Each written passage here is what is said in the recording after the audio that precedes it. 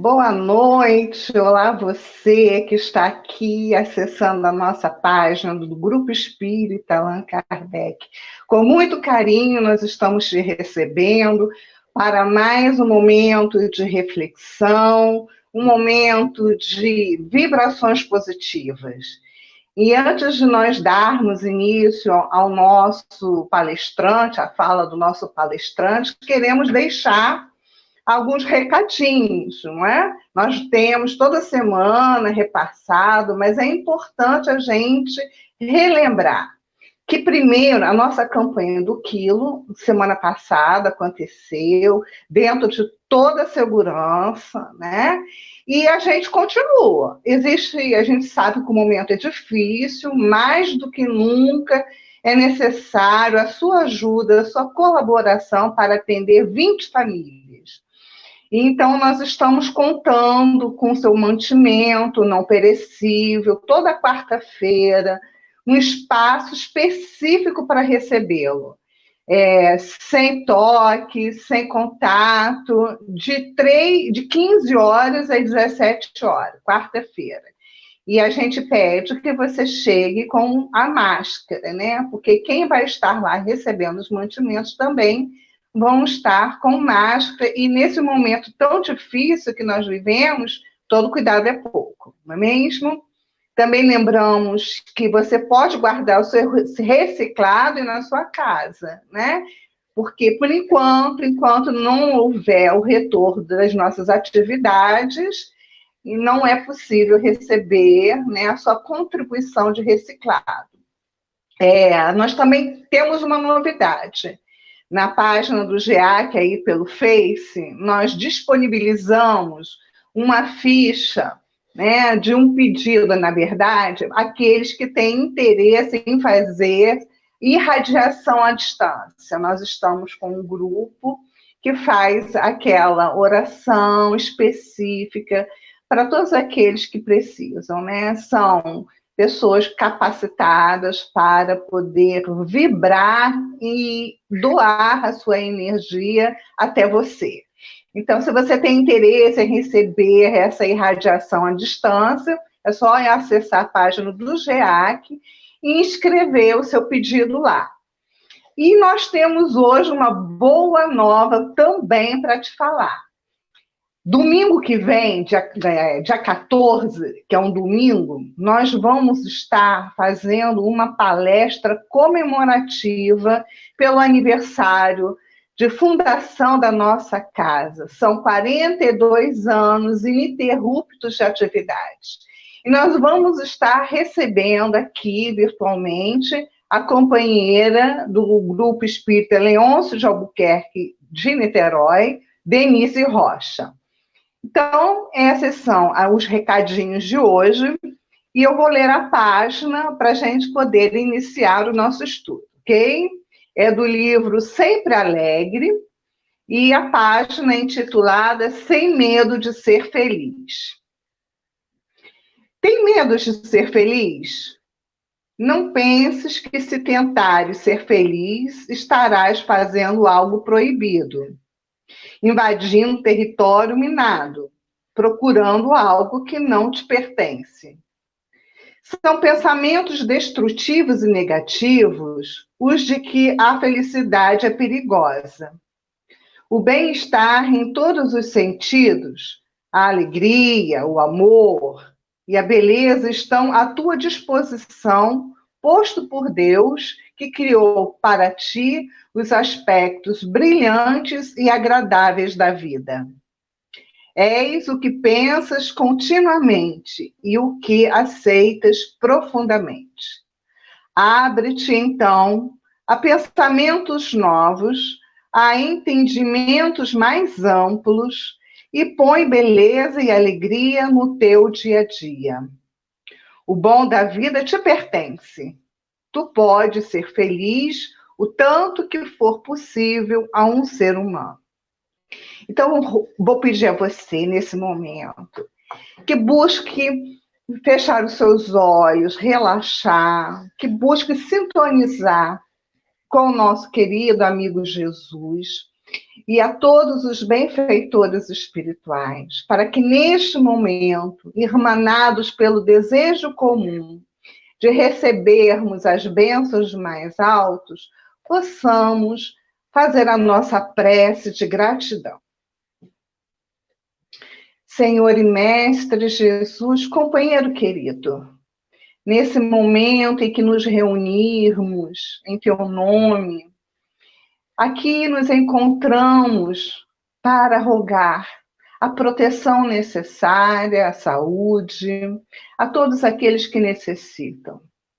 Rogamos a Ti, querido amigo, que Tu possas também, através dos mensageiros do bem, socorrer a todas as famílias que passam por dificuldades, quer essas sejam de ordem material, emocional ou espiritual. Que possa, Senhor, atender, na medida do possível, todas as rogativas. Mas, sobretudo, querido amigo, que as Tuas bênçãos alcancem a todos os companheiros que aportaram a realidade espiritual e necessitam, assim, de todo reconforto para a jornada que se inicia. Que as Tuas bênçãos, Mestre querido, possam envolver os nossos lares, nossos entes amados, envolver, Senhor, a toda a infância e também a toda a juventude. Que cada um, Senhor, possa entrelaçar os pensamentos e vibrações para poder, num abraço sincero, alcançar todo o nosso planeta. Que seja em Teu nome, querido amigo, e sobretudo em nome de Deus, nosso Pai, soberanamente justo e bom, que possamos dar início aos nossos estudos desta noite. E assim, agradecidos mais uma vez por você estar aqui nos assistindo, que faço aqui um convite. Ainda que você passe direto, pela página e saiba do quão interessante é o tema que nós vamos falar na noite de hoje, que reserve um tempo posterior para assistir toda a explanação, porque o doutor que nos vai falar hoje é o doutor Gilson, da nossa cidade, um ser muito querido, que nós convidamos, então, a sua palavra. Doutor Gilson, boa noite, seja bem-vindo. A palavra é sua. Obrigado, uma boa noite a todos. É uma alegria enorme estar aqui com vocês, partilhando esse estudo. Mas, em primeiro lugar, eu queria agradecer o convite feito por essa casa, que eu gosto tanto.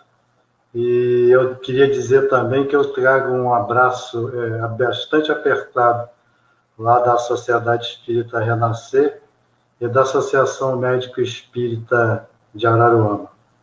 Eu espero que essa noite seja uma noite de reflexão para todos nós e que os nossos amigos invisíveis nos inspirem e nos façam aprender um pouco mais dessa nossa doutrina maravilhosa.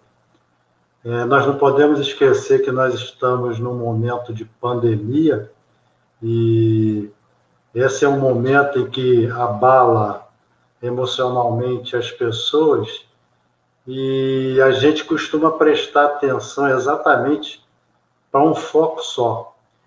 E me perguntaram essa semana por que eu faria essa palestra em meio à pandemia. E uma das razões era exatamente essa, que durante a pandemia, muitas outras doenças vão sendo deixadas de lado e a gente esquece que essas outras doenças estão ocorrendo. Para vocês terem uma ideia, desde que foi feito o primeiro transplante renal em 1954, até hoje já foram feitos mais de 400 mil transplantes só nos Estados Unidos de rim.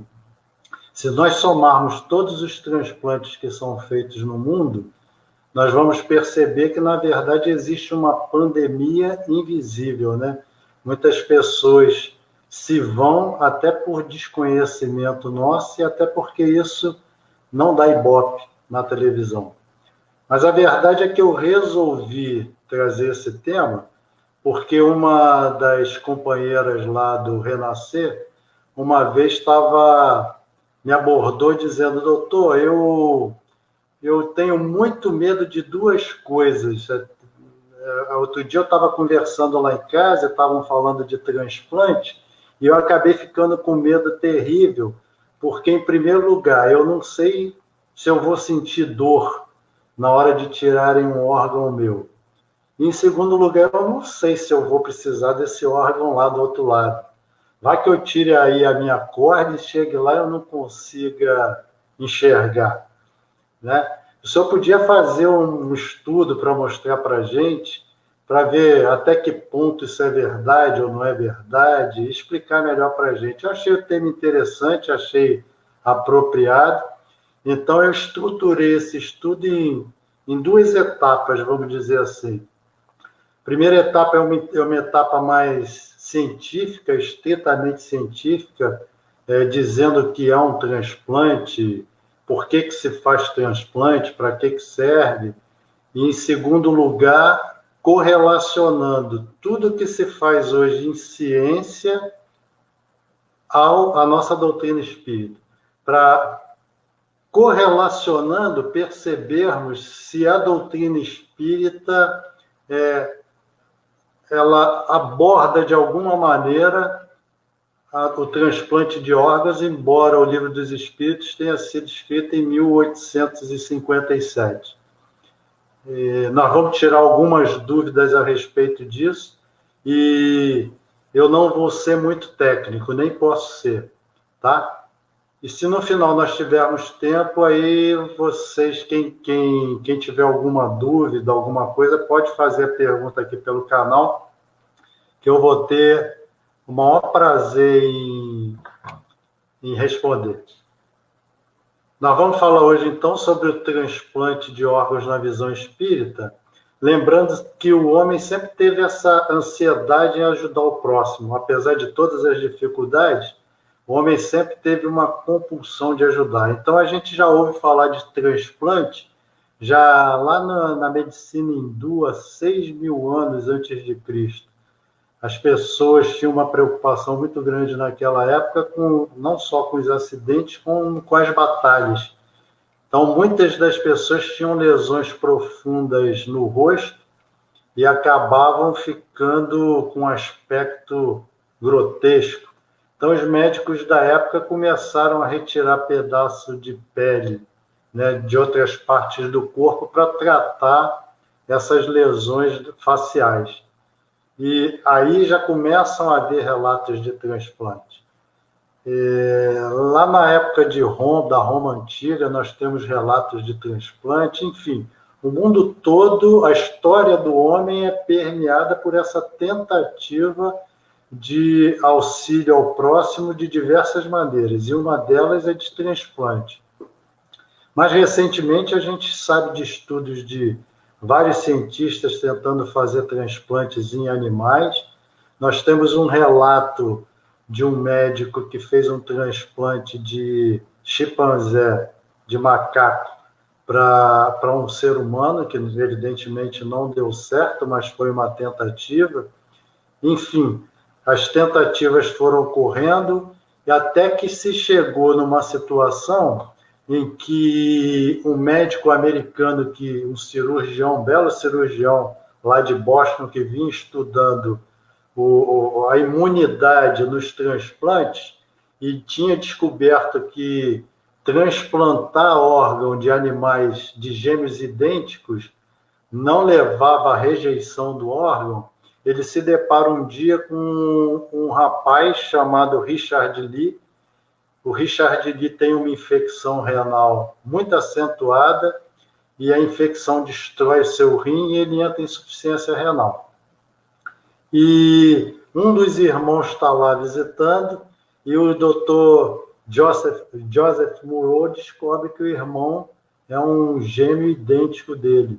E aí propõe fazer o primeiro transplante renal no ser humano, isso em 1954, no Hospital de Boston. Foi o primeiro transplante que deu certo.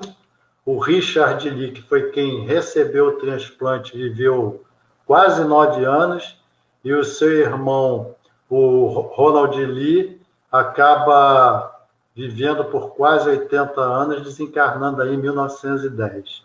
O doutor Joseph Murrow recebeu o Prêmio Nobel de Medicina por isso, e a partir daí houve uma ansiedade muito grande das pessoas do meio médico e científico desenvolverem mais ainda o transplante de órgãos, até que nós chegamos em 1968 com o Dr. Christian Barnard, um médico sul-africano que fez o primeiro transplante de coração da história da medicina.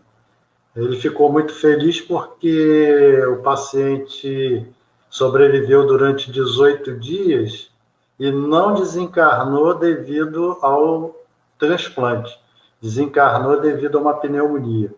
E a segunda cirurgia que ele fez de transplante de coração, o paciente viveu alguns meses relativamente bem. Mas naquela época nós ainda tínhamos um problema muito grande com rejeição de órgãos e as medicações contra a rejeição ainda não tinham sido suficientemente desenvolvidas, né? E esse trabalho foi sendo executado assim de forma muito grande de 68 para cá, e hoje nós já temos medicamentos excelentes contra a rejeição de órgãos. Antes de mais nada, a gente precisa saber o que é, né, um transplante de órgãos.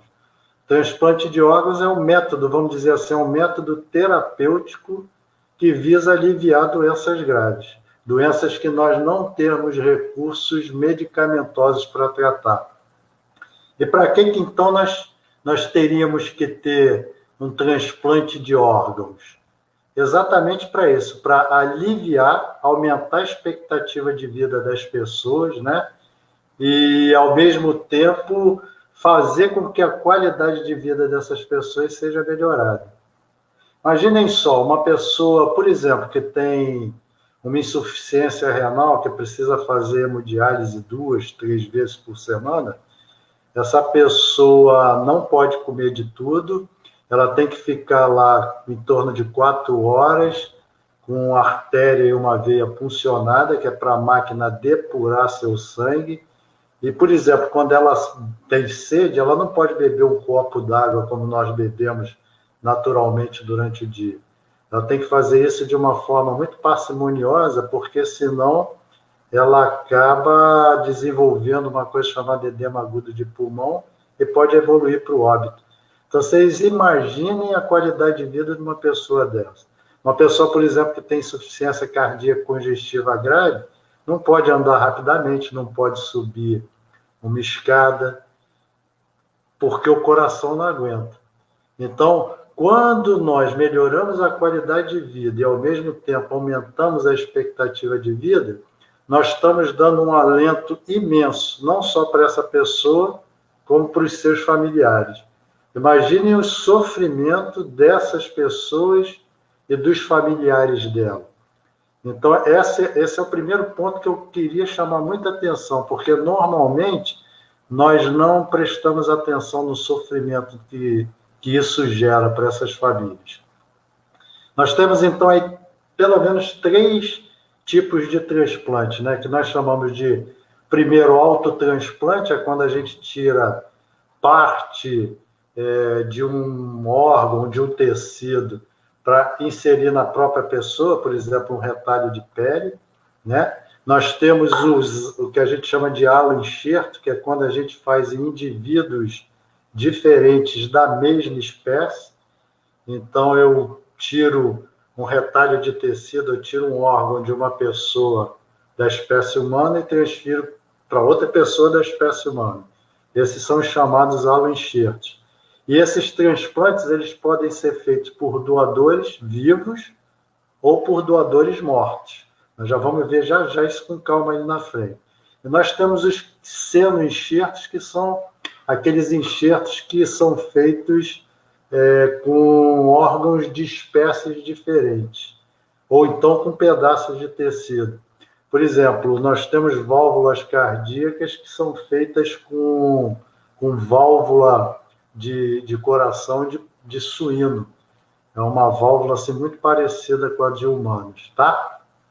Então, dito esses tipos de transplante que a gente pode fazer, aí a gente se pergunta, mas o que a gente pode transplantar de um corpo de um doador para a gente? A gente hoje pode transplantar quase tudo.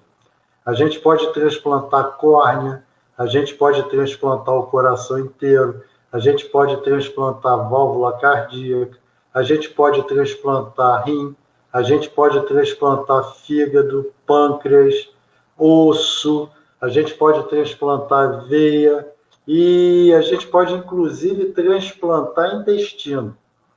Ou seja, quando nós temos um doador de órgão, se nós tivermos uma estrutura boa de amparo a essa doação, nós podemos auxiliar várias pessoas com um doador só. E isso é fundamental.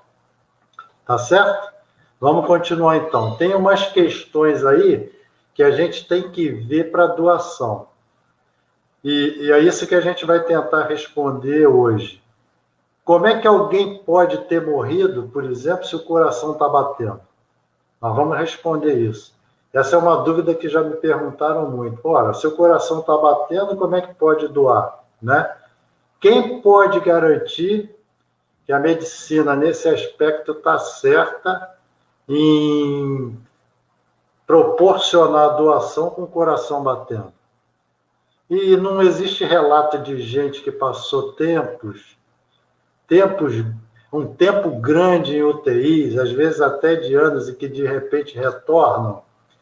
E as pessoas ficam assim, se eu tivesse lá nessa situação e pudesse retornar e alguém tivesse doado meus órgãos, eu não teria essa possibilidade. Nós já vamos ver isso aí que não é bem assim. E se a gente tira um órgão vital de uma pessoa que está em coma, essa pessoa vai morrer. Isso é um assassinato? É claro que é um assassinato, né?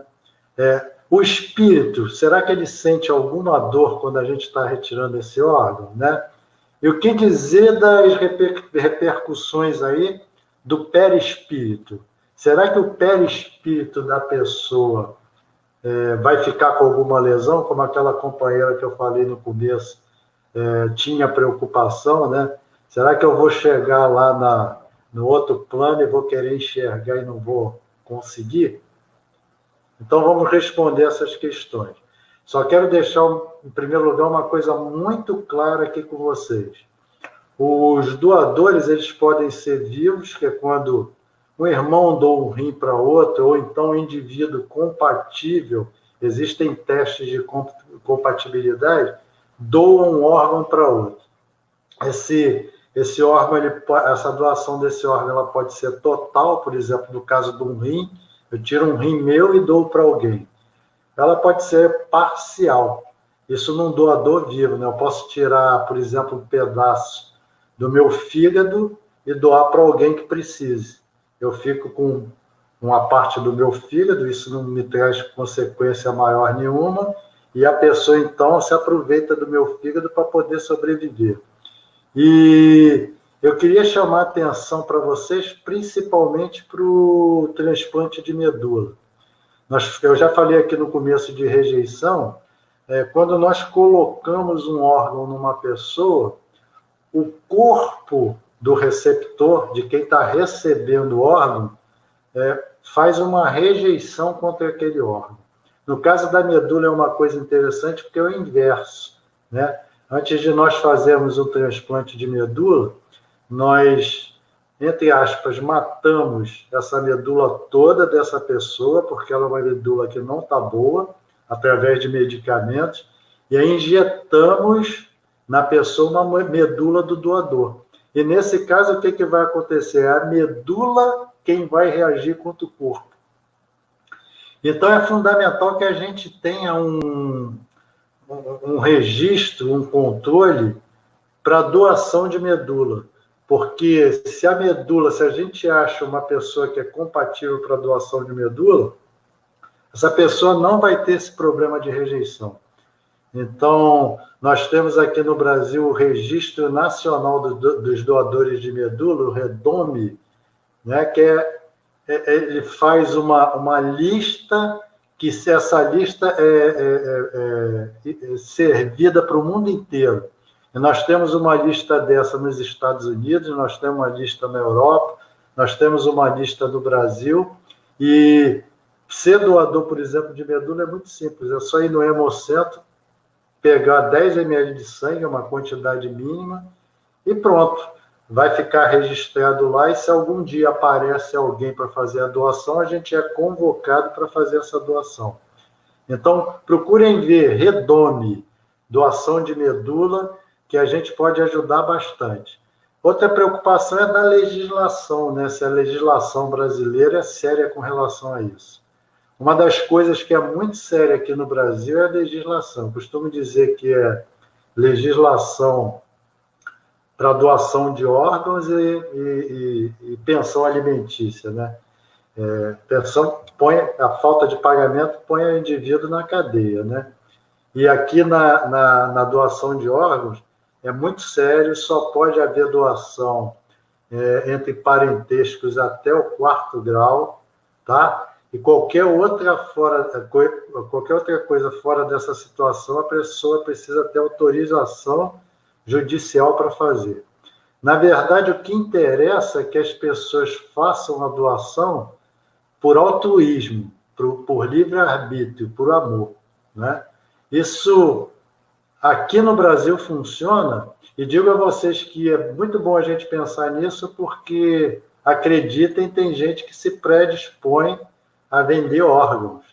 Quem é um pouco mais vivido, para não dizer quem tem mais idade, se lembra que os bancos de sangue, antigamente, há uns 30, 35 anos atrás, compravam sangue.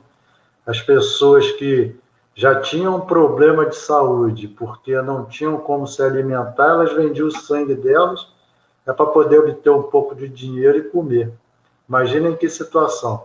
E se isso fosse possível aqui no Brasil, com doação de órgãos, eu não tenho dúvida que muitas pessoas doariam órgão para conseguirem um pouco de dinheiro, para sobreviver. Aliás, existem alguns países em que isso é possível. Então, a pessoa, o doador, precisa ser voluntário. Isso daí é voluntário, altruísta e amoroso. Isso é no doador vivo. Mas e no doador morto? Quando é que eu posso retirar o órgão de um doador morto, cientificamente falando? Em primeiro lugar, o doador morto ele tem que ter mostrado vontade durante a vida de ser um doador de órgãos, né? Então, lá no finalzinho eu vou chamar muita atenção para vocês, mas lembrem-se bem de que morto não fala. Então, não adianta eu ser doador de órgão, eu botar como antigamente se fazia na minha carteira, se eu sou doador de órgão, se na hora que eu desencarnar, a minha família não doar o órgão. Quem fala pelo doador é o familiar. Então, é preciso que a gente, quando seja um doador de órgão, acima de tudo, que nós consigamos convencer nossas famílias que aquilo é sério, que aquilo é verdade e que a gente, de fato, é um doador de órgão, tá? Então, para que isso aconteça num doador morto, nós precisamos ter esse indivíduo mantido, entre aspas, vivo, através de meios artificiais. Que meios são esses? Nós sabemos que com o desenvolvimento da ciência médica, atualmente os equipamentos de medicina nas UTIs tiveram um desenvolvimento monumental. Então, hoje é possível controlar a oxigenação do sangue, batimento cardíaco, respiração pulmonar, controle do fluxo urinário, pressão arterial, temperatura, tudo através de medicamentos. Então, se nós chegamos à conclusão que aquela pessoa pode doar órgão e que ela era doadora de órgão, então nós precisamos fazer uma decisão de retirar esses órgãos. E como nós decidimos isso? Através de um fenômeno que a gente chama de morte encefálica. Tudo que está dentro do nosso crânio se chama encéfalo. O encéfalo é constituído por uma parte assim reta, feito o tronco de uma árvore, porque o cérebro sobe fininho e depois ele se amplia, ele faz uma abóbada. Então imagina um tronco de uma árvore com uma abóbada. Então o tronco é o tronco cerebral e a abóbada o cérebro. Então somando o cérebro com o tronco, nós temos o encéfalo. E aí nós precisamos ter certeza que esse indivíduo está com morte encefálica. Nós hoje temos meios de saber isso com uma facilidade terrível, porque não é fundamental que a abóbada craniana esteja sem vida. É fundamental que o tronco encefálico esteja sem vida também. Por quê? Porque, vamos dizer assim, o tronco encefálico ele é o regente do nosso sistema nervoso autônomo. Ele é quem controla tudo o que a gente não tem consciência. Tá? Então, quando você pensa assim, eu respiro, não estou prestando atenção que estou respirando. Tronco cerebral quem está controlando. Meus batimentos cardíacos, minha temperatura, o meu dormir e acordar, o peristaltismo, o movimento dos meus intestinos, a filtração do sangue, enfim, tudo que a gente não tem consciência e que funciona autonomamente no nosso corpo é controlado pelo tronco encefálico. E uma vez que o tronco encefálico entra em morte, o que a gente vai perceber? Que todas essas coisas entram em falência. Então, por exemplo, o reflexo dos meus olhos. Qualquer um de nós, mesmo paciente em coma, quando a gente coloca um algodãozinho no olho, o paciente se protege. Quando o paciente está com morte encefálica, a gente pode colocar que ele não mexe o olho.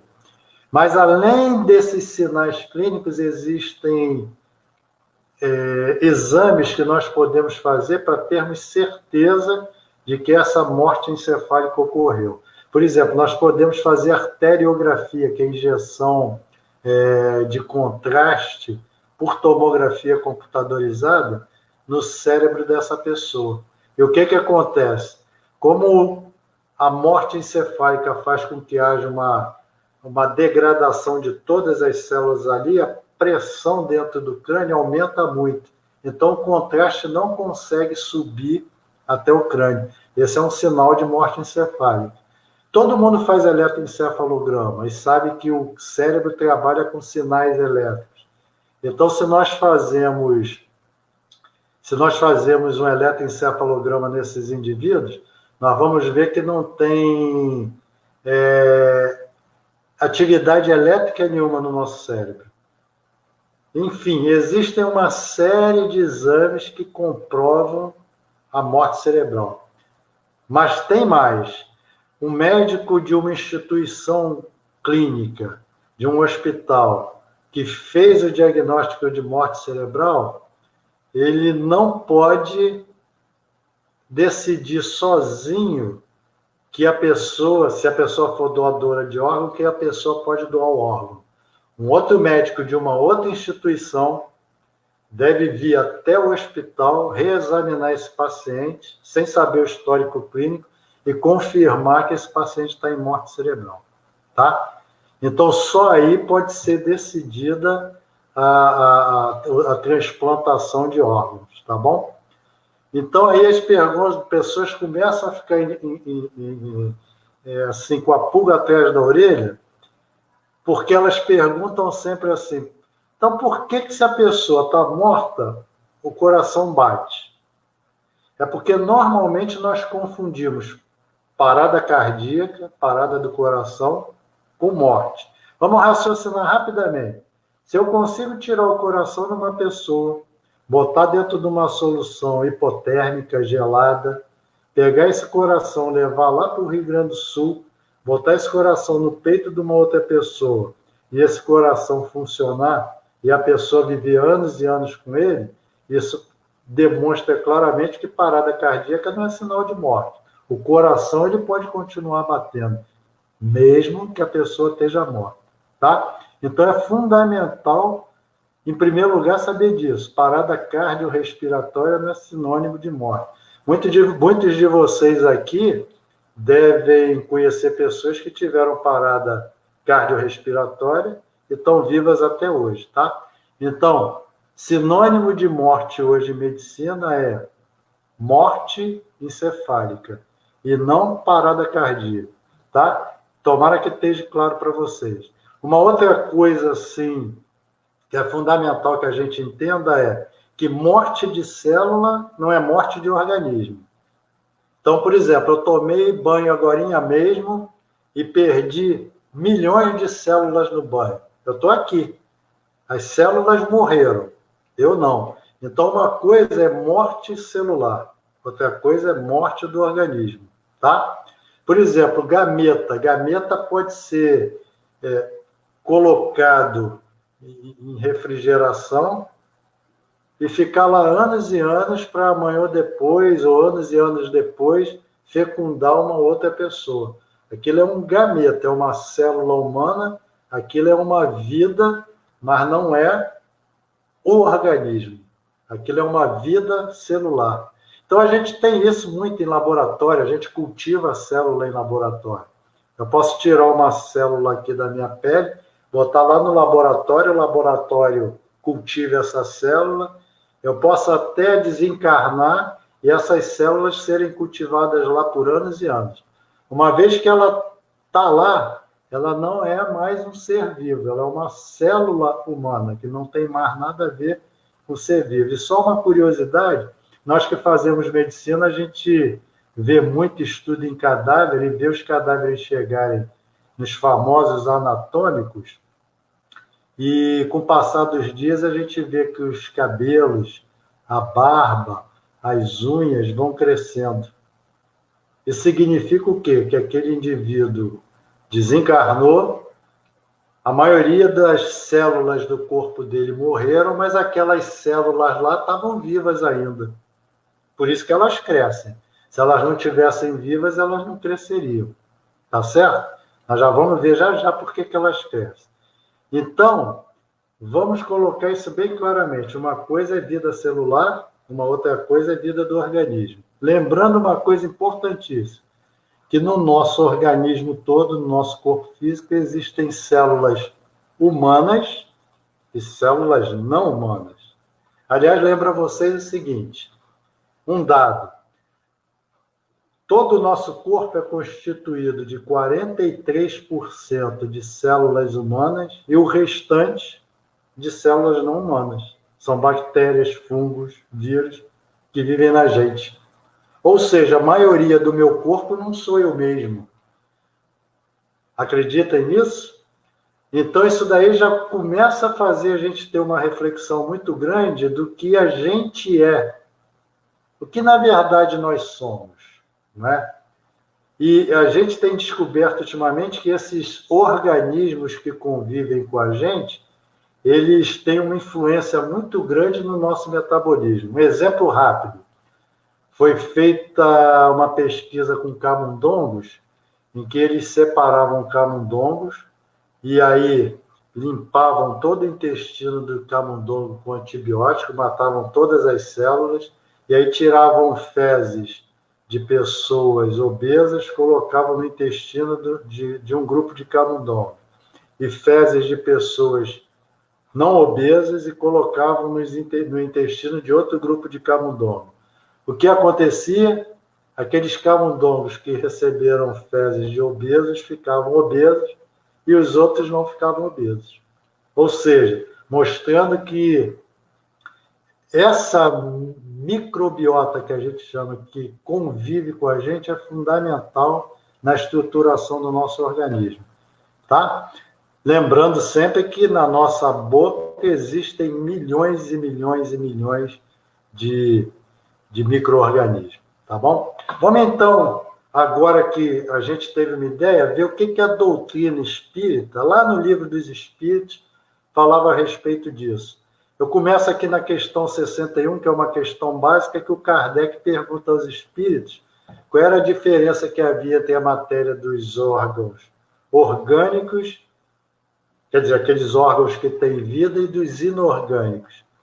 E lá naquela época, mais de 100 anos atrás, os espíritos respondem o seguinte: a matéria é sempre a mesma, porém nos corpos orgânicos ela está animalizada, tá?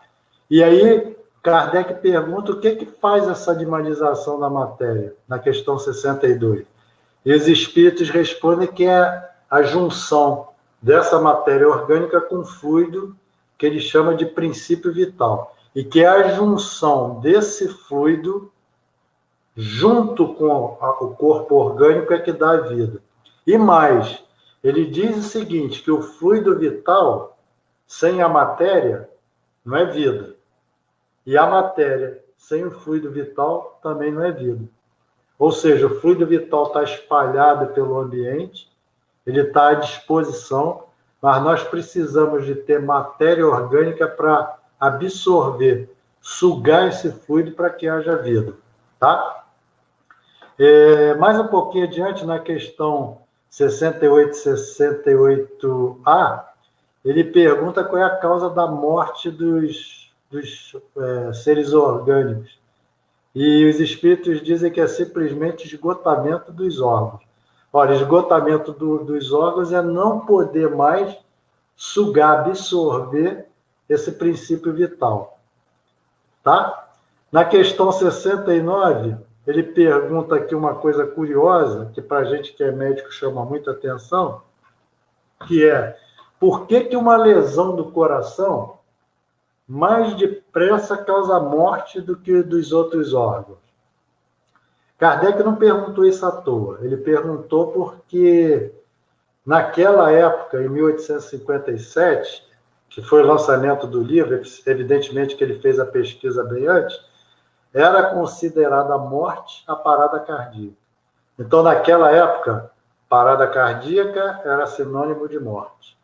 E olhem bem o que os espíritos respondem quando ele pergunta por que uma lesão do coração causa a morte dos outros órgãos mais depressa. Os espíritos dizem o seguinte: o coração é a máquina da vida, não é, porém, o único órgão cuja lesão ocasiona a morte. Ele não passa de uma das peças essenciais. Quando a gente estuda isso, a gente fica assim: puxa vida, os espíritos sabiam das coisas e não podiam dizer, porque é de fundamental importância que o homem desenvolva a inteligência dele, né? E aí o Kardec pergunta o que é feito do princípio vital e da matéria, né? Quando as pessoas morrem, e os espíritos dizem a matéria se decompõe e o princípio vital volta para a massa de onde ele veio, quer dizer, ele volta para o ambiente de onde ele estava, tá? Então, nós começamos a perceber o seguinte: princípio vital é um fluido que encharca, inunda o nosso ambiente, que é completamente diferente de alma. Então, eu posso ter uma célula, tirou uma célula minha, botou lá no laboratório, a minha alma está aqui, a minha célula está lá. Ela continua viva porque ela está absorvendo o fluido vital. Então, o fluido vital é completamente diferente de alma.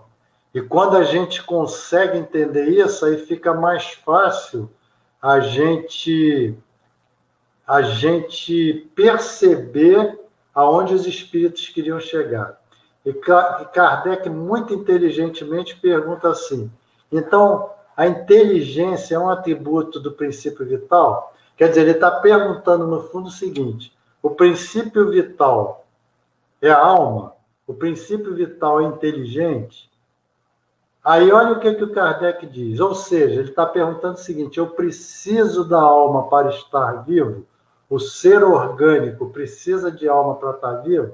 Kardec, aí os espíritos respondem: não. Não, pois as plantas vivem e não pensam, não tendo mais do que vida orgânica. Ou seja, o que caracteriza fundamentalmente a alma é ter vontade, é ter senso moral, é ter pensamento. Então, da árvore ali nós temos células que estão absorvendo o fluido vital, mas não são alma. Uma bactéria é um ser vivo, está absorvendo o fluido vital, mas não é alma. Ah, então todas as células do meu corpo são assim, são seres vivos que estão subjugados pela minha alma? Bingo, eu acho que é isso aí. Então vamos relembrar rapidamente que nós somos seres tripartites, né? Nós temos uma alma, né, que é o princípio inteligente. Esse princípio inteligente se junta com o perispírito, e aí forma o espírito, que é quem vai mediar, quem vai fazer o contato da alma com o nosso corpo físico. Então, a alma, perispírito e corpo físico. O que acontece quando a gente morre, gente? Nós morremos. Kardec acabou de dizer o que é óbvio. Na morte, meu corpo físico vai o quê? Vai se degradar. A matéria vai se degradar completamente. Meu espírito vai para onde? Vai para o outro plano, porque nós somos seres imortais.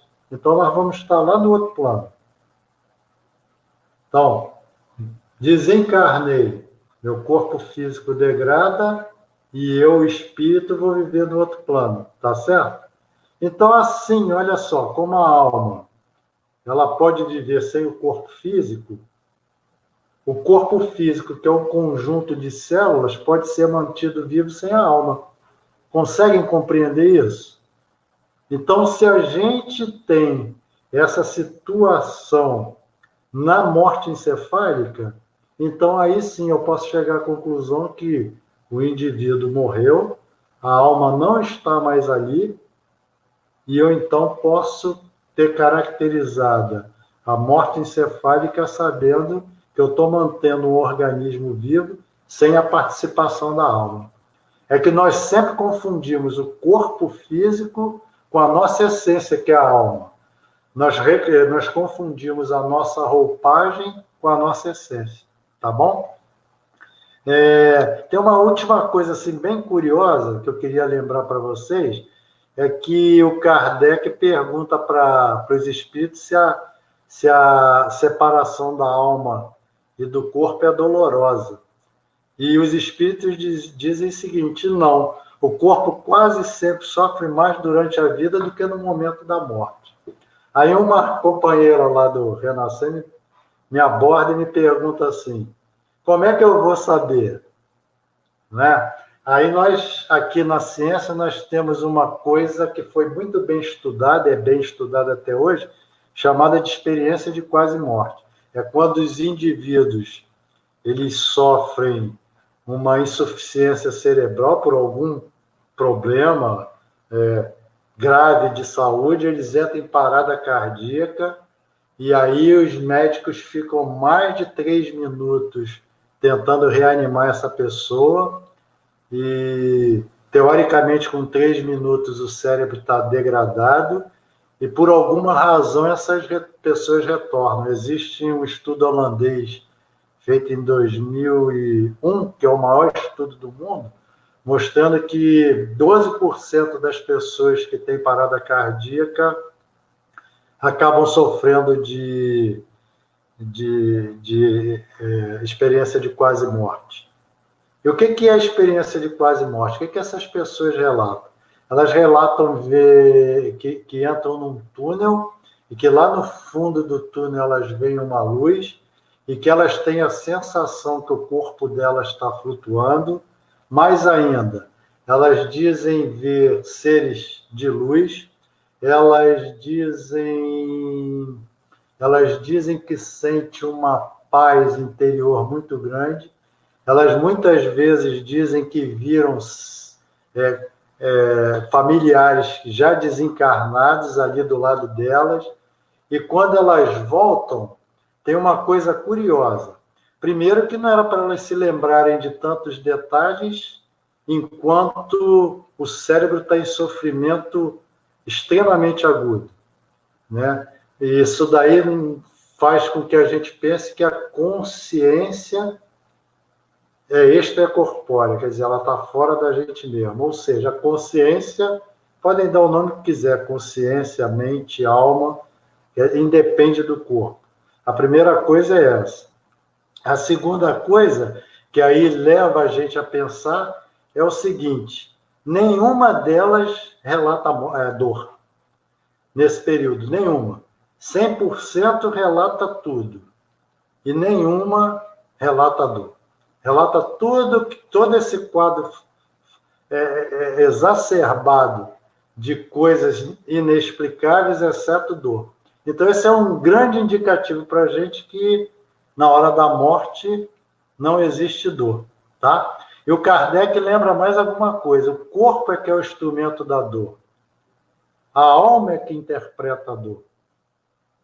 Porque outro dia um companheiro também falou, mas tem espírito que a gente vê lá na reunião mediúnica que diz que está com dor, que está sofrendo, que sente frio. Isso é impossível lá porque o perispírito não pode ser lesado por fator físico. Então, o que acontece? Na verdade, é o indivíduo que está tendo, através da consciência, a percepção da dor, não a dor em si. É por isso que é fundamental que quem seja doador de órgão, o seja por livre-arbítrio.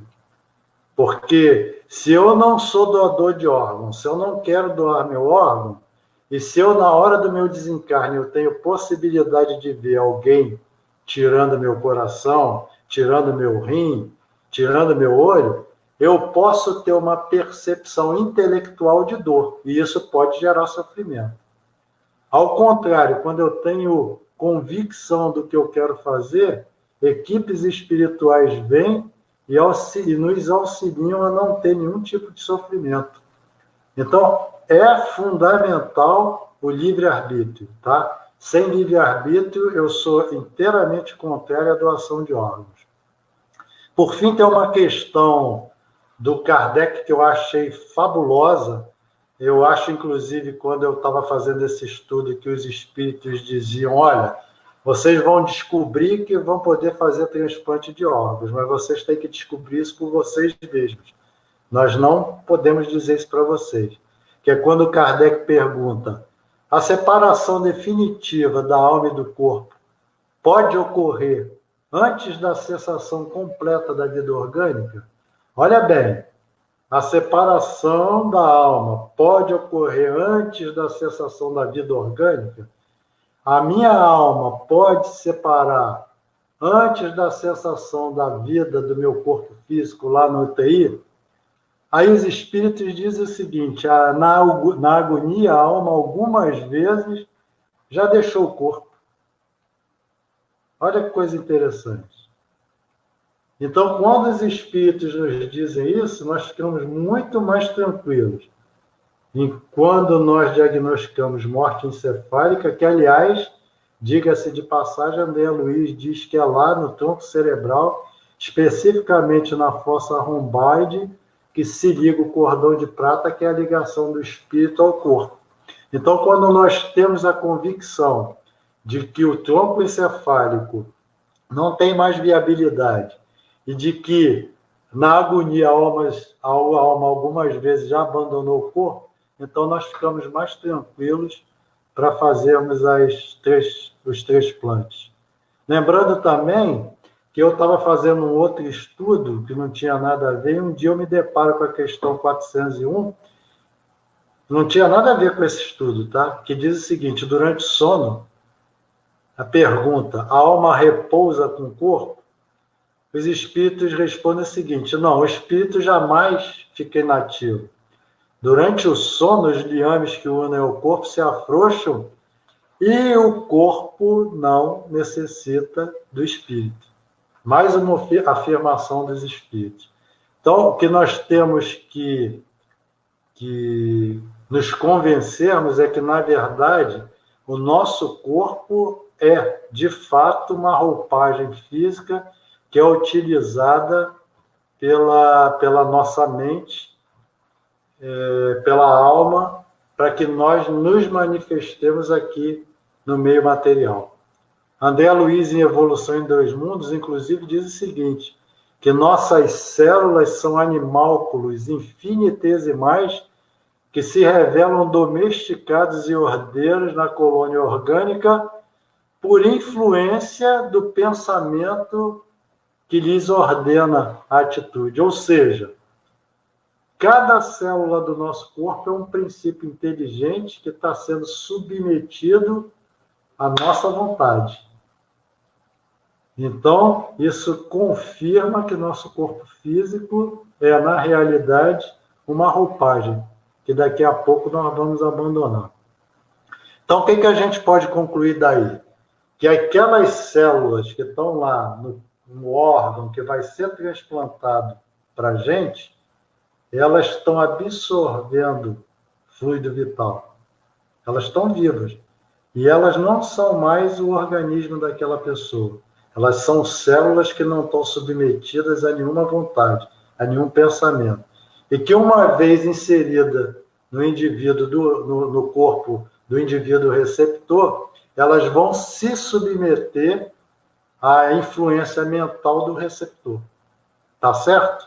Elas são células que estão vivas e que aí eu, por exemplo, acompanho pessoas que têm 20 anos com transplante renal e estão super bem. Ou seja, aquelas células estão submetidas ao campo mental do receptor, tá certo? E estão lá absorvendo o fluido vital delas tranquilamente, tá? Então, princípio vital não é inteligência, é um fluido, e a inteligência é da alma, tá certo? Então, sabendo disso tudo, nós detemos a soberania sobre o nosso próprio corpo, né? Então, a gente deve cuidar do nosso corpo da melhor maneira possível, se a gente, de fato, pensa em ser doador de órgão. E, principalmente, nós temos que ser doadores de órgão com convicção.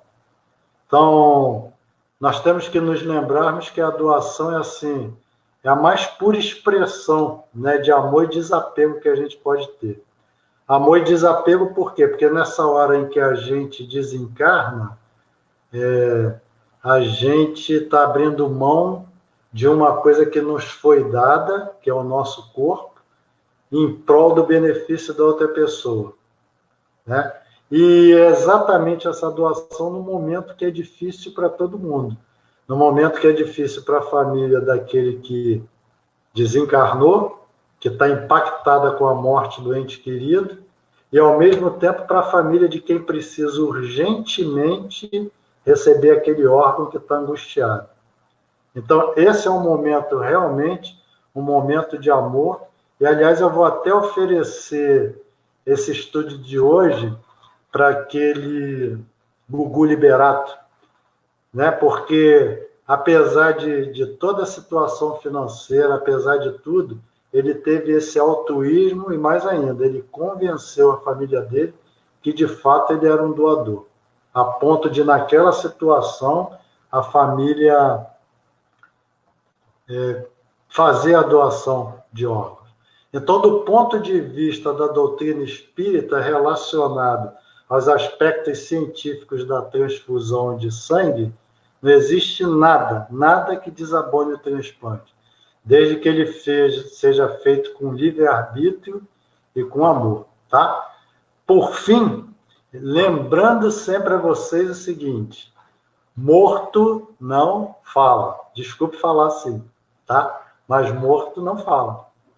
Então, outro dia eu me deparei com uma senhora, com a filha do lado. Eu estava fazendo essa palestra ao vivo no ano passado, antes da pandemia, e a menina me interrompeu e me fez a seguinte pergunta: doutor, está aqui minha mãe do meu lado e eu sempre estou dizendo para ela que eu sou doadora, eu sou doadora, eu sou doadora. E ela diz que não adianta, que se eu morrer, ela não vai doar. O que eu faço? Bem, se ela não vai doar, não vai fazer nada, né? Eu não sabia muito o que dizer naquela hora, então eu sugeri a ela que botasse medo na mãe. Eu sugeri a ela que dissesse que se ela não doasse os órgãos, ela viria puxar o pé, assoprar no ouvido quando ela tentasse dormir, essas coisas. Porque, de fato, se a família não tiver conscientizada, não tem jeito, tá, gente? Então, quem fala pelo morto é a família. Então, vamos, além de sermos doadores, vamos conscientizar nossas famílias, porque isso é que importa, tá? Eu não sei se ainda vai ter tempo para pergunta, mas de qualquer maneira eu vou chamar a Leda e agradeço muito a presença e a participação de vocês todos. Qualquer coisa, se for possível, eu estou por aqui. Leda, é com você. Um abraço para todo mundo. Não é a Leda, é a Denise. Perdão, Denise. A Leda é a nossa consciência tecnológica. É verdade. Nós aqui agradecemos, doutor Gilson, acredito que foi muito esclarecedora, porque é um assunto muito polêmico e delicado, e você brilhantemente, de uma forma bem simples, objetiva, creio que alcançou, né, muitas pessoas. Nós, então, terminamos o nosso estudo dessa noite. Eu vou solicitar ao doutor Gilson que faça a prece de encerramento.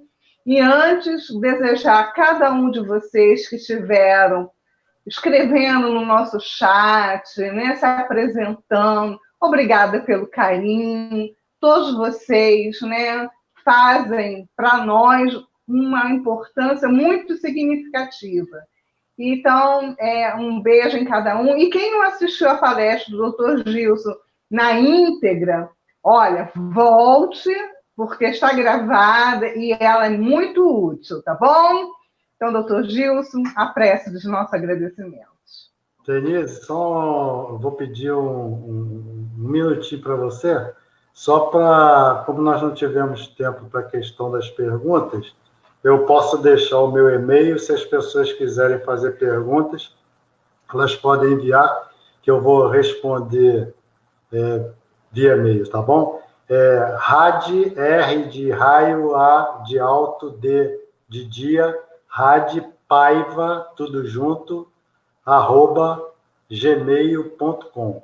radpaiva@gmail.com. Quem quiser fazer pergunta, faça, que eu responderei com o maior prazer. Okay. Vamos então à nossa prece. Eu vou pedir para os irmãos, para os companheiros de viagem nessa hora, que elevem seus pensamentos ao alto, em busca da tranquilidade, daquele lugar em que nós procuramos nos manter em paz, relaxados. Em primeiro lugar, em agradecimento ao Pai, por podermos estar aqui, nessa encarnação, aprendendo com todos os nossos irmãos, aprendendo com todas as situações da vida. E, em segundo lugar, por termos em mente essa possibilidade de aprendermos que nós somos seres perenes, que nós somos seres imortais, e por termos tido a oportunidade também de termos contato com essa doutrina, que realmente é uma doutrina arrebatadora do ponto de vista filosófico e científico, porque nos esclarece de forma que compreendamos que, de fato, só encaramos como milagre aquilo que não conhecemos. De fato, os milagres não existem e só a nossa ignorância pode fazer com que acreditemos nisso. Agradeçamos, então, a Deus, nosso Pai, ao nosso Mestre Jesus, aos espíritos que nos acompanham, nossos anjos da guarda, aos mentores espirituais dessa casa, e rogamos a todos que nos mantenham no caminho correto, que nos afastem do mal, das nossas fraquezas, da nossa maledicência, da nossa inveja, da nossa ignorância, e que nos estimulem sempre a buscarmos a luz que brota de dentro de nós. Porque Deus, nosso Pai, é uma fagulha vívida clara e brilhante no nosso interior. Que assim seja, graças a Deus.